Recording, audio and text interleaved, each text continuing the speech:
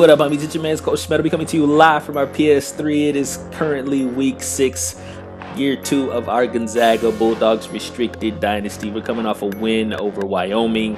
Josh Allen, we pretty much put them in a box, held them under 400 total yards. Defense only really gave up 16 points. It is what it is. We can't seem to stop throwing interceptions. I don't know what it is. I don't know what it is. Injury update: quarterback Justin Deisering is back. You know, it was a bruised sternum. He's good. He'll fight through any pain if there is any. But we're healthy. We're getting into conference play. We got UNLV at UNLV, and I got to be real with you guys. It's not looking good out in Vegas for your boys. If you are a UNLV fan, do not watch this video or the next one, because it's gonna make you feel some type of way. We are sitting atop the West, the Mountain West Conference West Division. On the other side, it looks stronger. We still got guys, teams like San Diego State, Nevada. That pistol offense it's always tough to deal with. It's hard to read the pistol because it can go. They can go to the left, they can go to the right. You never really know based on the alignment. And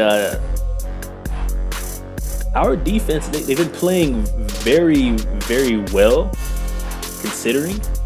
And the offensive line, the last 2 games especially, has been playing very, very well.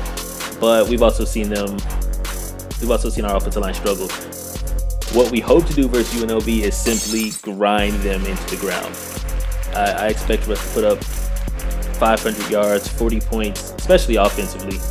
Defensively, we should be good. But before we get into really breaking down UNLV, let's take a quick look at our homies. And the one that's going to jump off the page every single time is Hunter Payne. This guy's progression, man.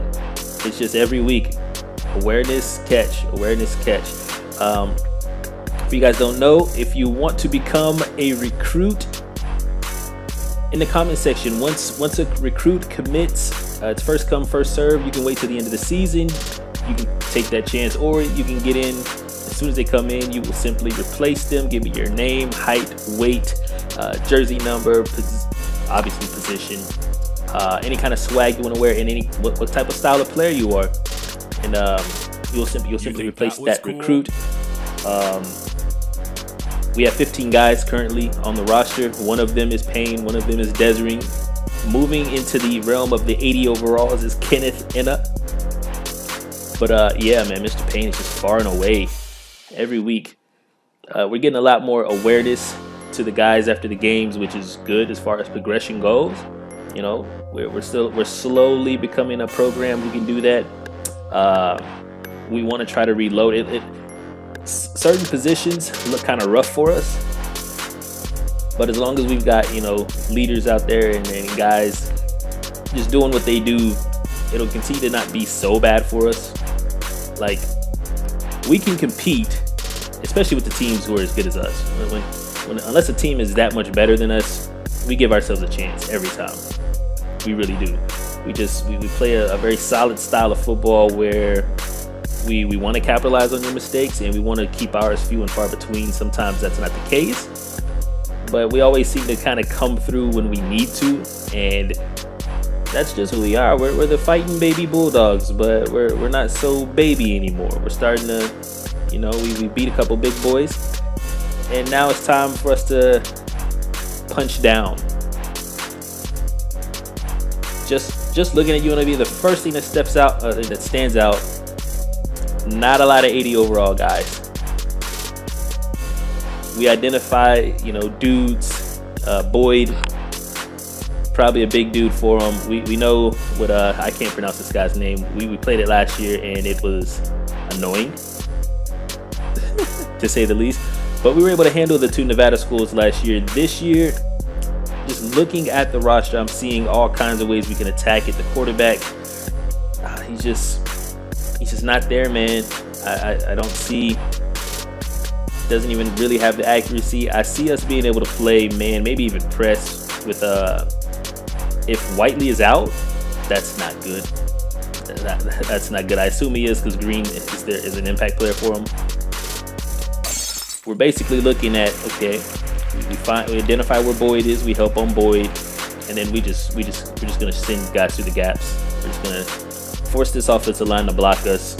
Oh wow, they're down at center. Ooh, that's not good. We like to shoot the A gap. We really do. Yeah, they're injuries. Oh boy. Oh boy. Some guys can put up big stats in this game, provided we execute. I don't ever like to look at a team's roster and say, okay, we can do whatever we want to them, but in a lot of ways we can do whatever we want. And hopefully we execute, because these are the kind of games where you look at them on the schedule and you say, okay, that's a W.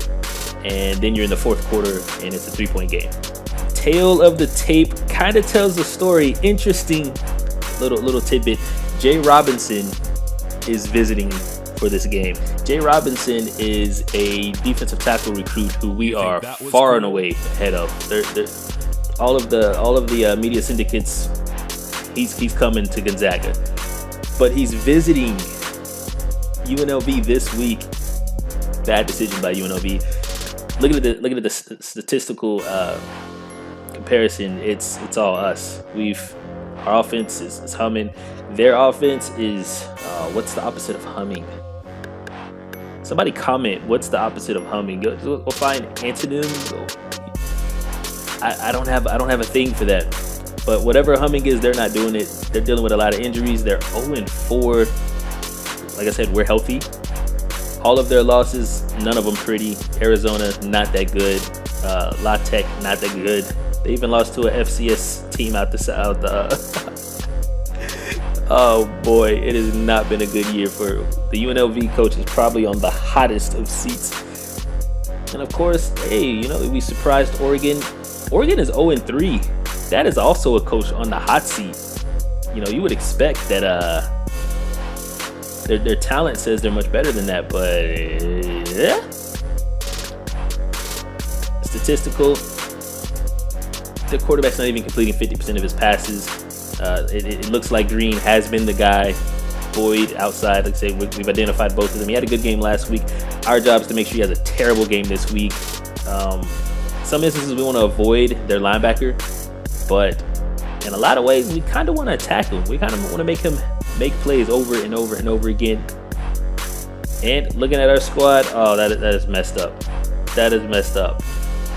Now, like I said, Deisering, he got hurt. He didn't play much last week. Payne, I think, had 1 catch for a touchdown last week. And Johnson leads the running backs as far as yards per game. Very high yard per carry average. It's just it's tough to deal with our running back trio, and especially with the offensive line. If we have a matchup in the middle where our center, who is our best lineman, can get on your defensive tackles and then help our guards get up to your backers, you're in real trouble, because if we have anybody going up to a safety, it's big plays. Womack and Johnson are just, especially those two, with their speed and acceleration, it's just tough on defenses. Buchanan leads us in tackles, which that's not great.